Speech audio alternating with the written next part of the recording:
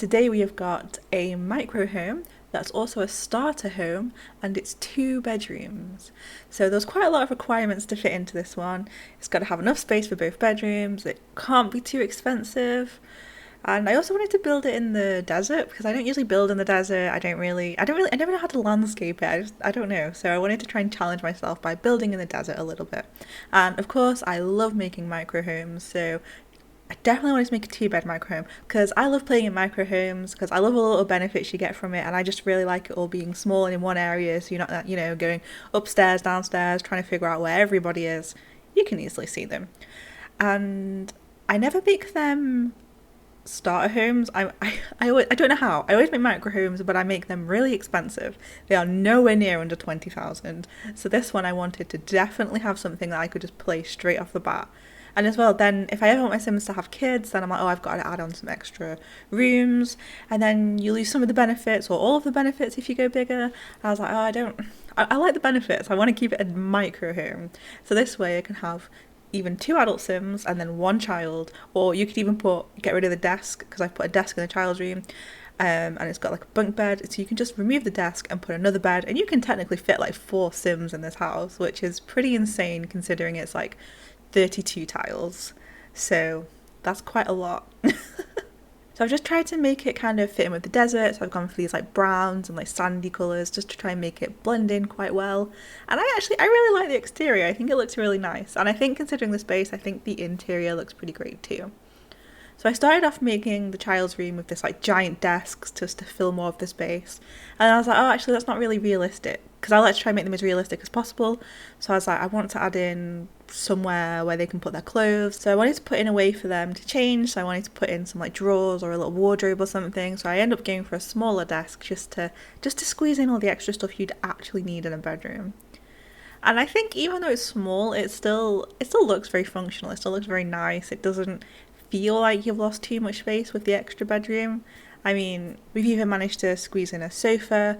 There's nowhere else to like really sit and eat your dinner, but I thought because it's in the desert, we can just have a little outside seating area. So out the back I do put a little seating area, because then you can always sit and eat on the sofa, that's no problem. But yeah, so then I've tried to clutter up the kids' room a little bit. Obviously you can't make it too cluttered, it's tiny, but kids still have stuff and toys and bits they need and want, and I couldn't add too much in as well because obviously the budget limitations with it being a starter home. So we've got all of the bits just to make it a bit more kid friendly and a bit more, it looks actually lived in, rather than just, you get some like starter homes that are just a bed and a table and it just looks really empty, which I don't really like, which is also why I don't really make starter homes. So at least by making it a tinier home, there's less space to fill up, so it doesn't look too empty with it being on the budget constrictions. So I think it all like really works really nicely. I think it looks really great, and I really love it, and I've not played in it yet, so I'm very excited to play in it. Although I always play for like a couple of hours and I'm never touching that build again. I need to make something new. I spend ages making some Sims, and I finally I'm like, this time I'm gonna play, and I'm gonna play for a long period of time. And I don't, and I'm like, back to building. So this is the outside bit. We've got the table and the chairs, somewhere they can actually go outside and sit, because you might as well make use of the mostly nice weather. And then I've just added this little kind of like stony sandy path, so you're not having to like trudge across the sand just to go and enjoy your meal. I also never know how to landscape desert houses, so I've just added a couple of like desert plants and left them kind of spread out, because obviously in a desert it doesn't make sense to have loads of greenery all bunched together and everywhere. So I think it looks okay. I quite like it in the end. I think it doesn't look too bad. I think it looks okay, and I think it suits the surrounding area quite well. So then I just added some little lights in the garden just for a little bit more aesthetic, and then yeah, we'll hop into the build and we'll see what it's like now it's done. Okay, so here we are, and this is the finished build. So this is the exterior. I like it, it's quite simple, but I think it works really nicely. And then we've just got a really simple backyard.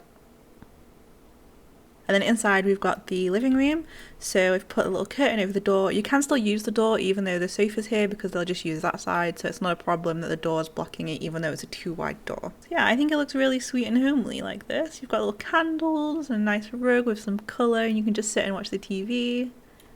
And then obviously you've got the little kitchen with just enough space to do everything and just prep everything. And then we've got the very tiny bathroom, no sink this time, so your Sims will have to go to the kitchen sink to wash their hands.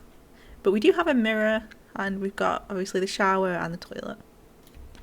And then we've got the adult bedroom, which again is quite simple, but it has everything they need, a little bit of storage.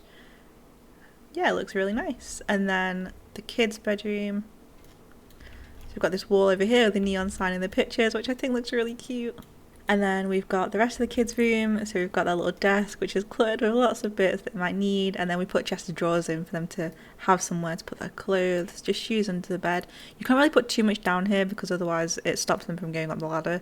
But at least we can add the shoes in. And a little teddy on the bed. So that is the entire house. I absolutely love it, and I hope you guys do too. If you want to download this off the gallery, my ID is just KirstieAndrews. I'll pop it down below. And if you like the video, please like and subscribe so I know to make more like this in the future. Have a fantastic day, and I'll see you next time. Bye for now.